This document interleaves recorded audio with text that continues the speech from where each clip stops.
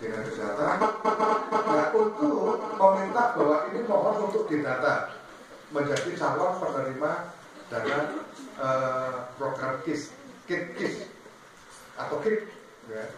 Nah, ini jalurnya tetap dari bawah, minta didata, Pak RT lanjutkan kepada Pak Lurah membuat rekomendasi nanti ke kecamatan, kami akan menurunkan ke dinas. Ya, jenjang secara berjenjang. Adapun biasanya masyarakat kan begitu minta hari ini, kalau bisa besok keluar. Nah, ini kan melalui proses, ya, didata dulu, proses, kemudian mungkin tahun ini sudah terlambat misalkan memasukkan datanya, mungkin bisa diberikannya tahun berikutnya, sehingga muncul data itu tahun berikutnya. Ya, nah ini program yang semacam ini memang program dari kementerian di pusat, tetapi berjenjang sampai ke tingkat bawah. Nah itu mungkin Bu Haji Amisna ini cara untuk melaksanakan itu. Kalau tata cara ibadah haji Bu Haji juga lebih paham. Amin. Yang kedua, coba Bu Haji. Kalau KPS gimana? Kartu tunjangan sosial. Jadi kalau nggak ada kartu yang pemerintah, melaporkan ke KPS, insya Allah akan bisa kartu penjaminan sosial kalau salah satu. Ada dua. Ya. Yang program pusat ini termasuk ada lagi yang dari dinas sosial ini. Kalau di kantor Kementerian Sosial, yang ini sama data itu masukkan ke minta dari Pak RT pengantar kepada tadi jalurnya. Yang kedua, kalau program semacam ini biasanya ada tim pendamping di desa. Tim pendamping ini juga kan harus dianukan betul Bu. Kriteria yang itu tadi yang disyaratkan itu memang harus dipenuhi. Contoh misalkan memang kalau benda rumah, contohnya rumahnya memang masih brick, lantainya masih tanah. Nah ini yang harus dibangun, dibantu material untuk dibuat rumahnya dinding batas semuanya. Lantainya lantai semen biasa, bukan keramik ya. Nah ini contoh-contoh kriterianya itu memang keluarga dari tidak mampu artinya. Juga tanahnya tanah milik sendiri. Nah sama untuk kasus yang itu tadi yang saya itu pasti punya kriteria. Nah ini yang tahu di tingkat anunya dari tim pendamping. Biasanya tim pendamping juga mendata sendiri, bukan sendiri tapi di bawah koordinasi dengan Pak RT-nya. Pak RT warganya di sini yang bisa siapa? Nah nanti didata oleh pendamping, sampaikan kepada dinas sosial. Nah itu semacam itu. Tapi boleh juga masyarakat kita, menurut kita keluarga itu atau anak dari keluarga Bu si A ini kayaknya pantas untuk menerima bantuan ini. Ya boleh kita mengajukan Bu. Pak RT tolong ini didata, nanti kami bawa ke dinas sosial, nggak apa-apa. Ya. Tapi sekali lagi, ya itu tadi program itu masih ada atau tidak. Kalau tidak ada mungkin dimasukkan tahun berikutnya kalau memang program itu masih berjalan. Ya. Atau nanti bergulir lagi program yang lain mungkin. Atau melalui bantuan yang lain pun bisa. Ya. Nah ini silakan dituntut kepedulian kita. Kepedulian kita di masyarakat, ya. Kepekaan kita, ya dibantu juga Pak RT, Pak Kepala Lingkungannya, Pak Dusunnya, Pak Riki ya, Pak Bayarnya tadi. Masih kamar mandi. Ya, yang kedua Pak Sekjen. sebutan pamong. Sebutan pamong, Mbak Cian.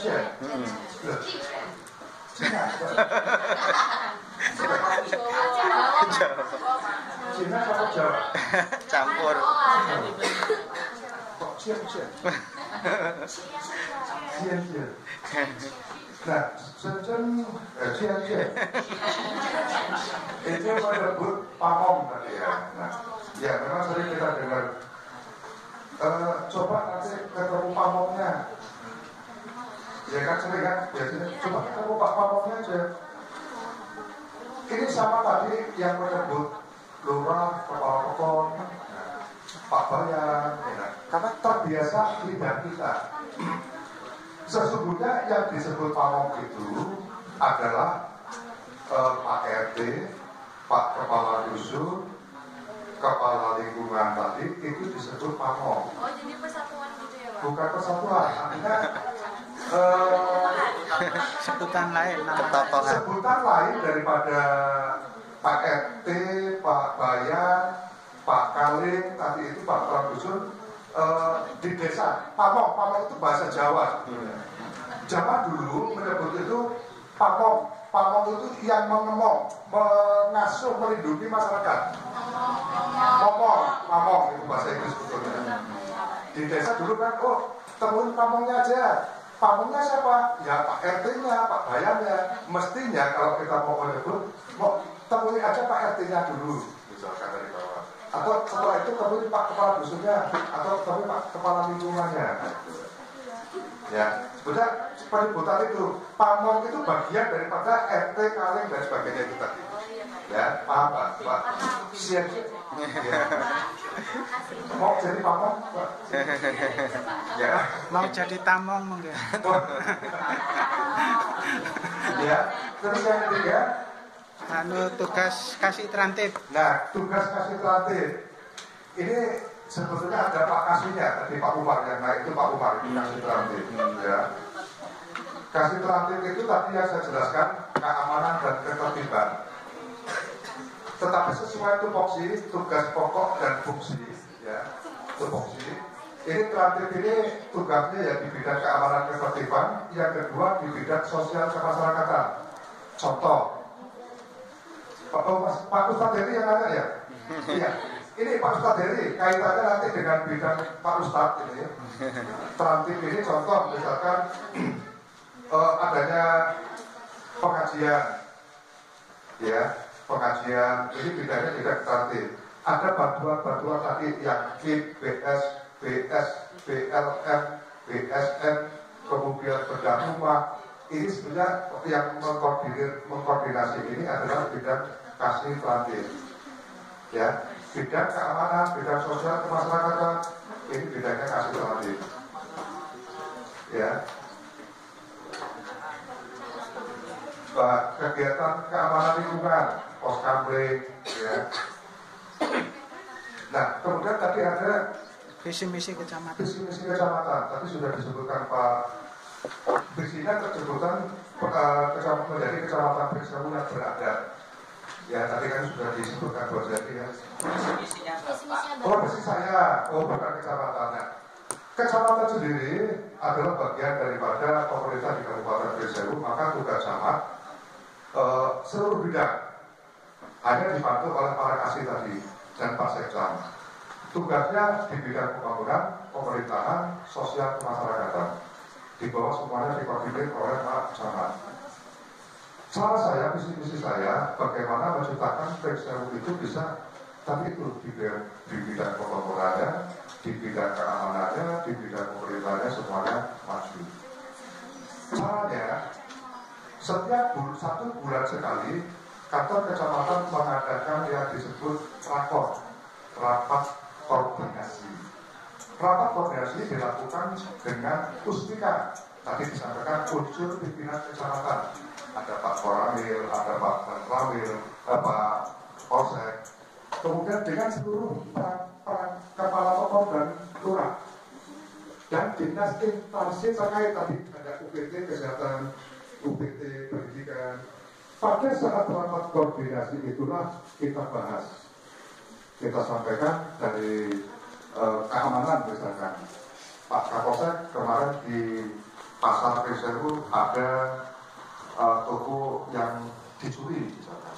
Nah, kita koordinasi bagaimana upaya kita untuk mengantisipasi sudah tidak terjadi lagi.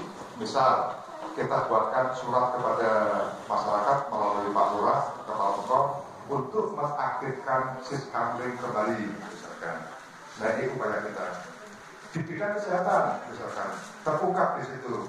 Pak, kemarin di Bogor ini ada warga masyarakat yang terkena penyakit DBD, demam berdarah. Bahkan ada yang sampai meninggal. Nah, kita koordinasi dengan UPT tadi. Apa langkah kita? Ya sudah, kita sampaikan surat melalui kepada dinas. Kita minta untuk di lingkungan itu dibagikan abate misalkan, atau dilakukan foki penyemprotan secara massal. Nah, ini upaya-upaya yang selalu kita lakukan berkoordinasi. Caranya cara mencapai visi-visi tadi dengan cara berkoordinasi. Contoh yang terakhir kita mengikuti kegiatan Mustabaqah Tilawatil Quran tingkat Kabupaten Pringsewu yang kelima di Kecamatan Adului, sudah selesai kemarin dilakukan. Nah, kafilah kita Pringsewu untuk dari 9 kecamatan, wakil dari para kafilah ini, Kecamatan Pringsewu alhamdulillah Pak Haji urutan ke-8. Tapi alhamdulillah, kenapa? Rupanya begini Pak Haji, saya baru tahu bahwa bukan hanya sepak bola yang pemainnya itu ngebor. Ternyata MTQ pun pemainnya banyak yang ngebor. Tahu ngebor? Ngebor itu maksudnya misal mewakili kecamatan Pringsewu, tapi orang dari Lampung Barat, orang dari menyewa, meminjam. Dan rupanya bukan hanya sepak bola, MTQ pun seperti itu. Maka kita bangga Pak Ustadz dari Kecamatan Pringsewu urutan ke-8, tapi kita kampungnya murni milik Kecamatan Pringsewu. Karena inilah yang nanti bisa kita pindah untuk mengikuti MTQ tingkat provinsi dan nanti nasional. Itu Pak Ustadz dari cukup. Saya ada lagi terakhir. Termin ketiga. Terakhir. Siapa yang mau nanya? Ya. Satu aja ya. Silakan sebutkan namanya. Afifah mau mana juga ya? Pak Camat mau ke Pemda soalnya nanti. Assalamualaikum warahmatullahi wabarakatuh. Pesan dulu ya Pak. Namanya Fauziatul Hunaida.